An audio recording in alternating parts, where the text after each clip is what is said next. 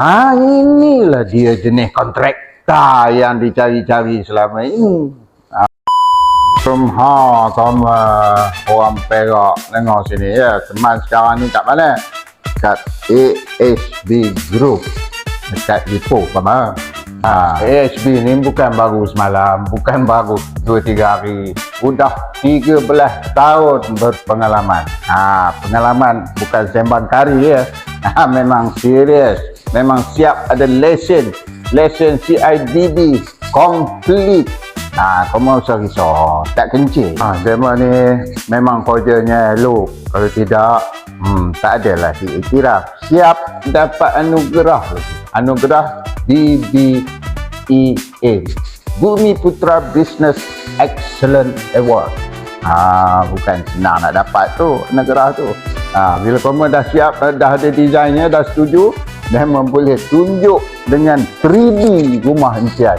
Tak kira lah tanah pusaka ke, tanah kau mau beli ke, semua boleh di-adjust. Tema adjust, kecuali tanah kubur lah. Yang buat pasal. Kalau kau mau kerja government, LPPSA pun demo settle. Bank, KWSP, semua tanggung beres. Kau mau fokus pada impian kau untuk memiliki sebuah rumah idaman. Dan sistem demo ni, ni cakap orang putih lah pula dia.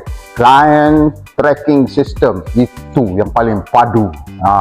Hari-hari kau boleh tengok preview progress rumah kau daripada tapak kosong, buruh bata sebiji apa semua sampai siap.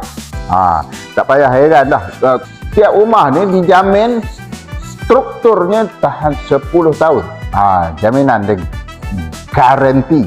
Rumah ada tanah, ada impian. Mau kita realisasikan. AHB Group ni adalah tempat yang paling selamat untuk koma bina rumah untuk keluarga koma. Mau kita datang ke pejabat AHB Group di Lahad Mines Perak atau klik link di bio. AHB Group, realisasikan impian anda.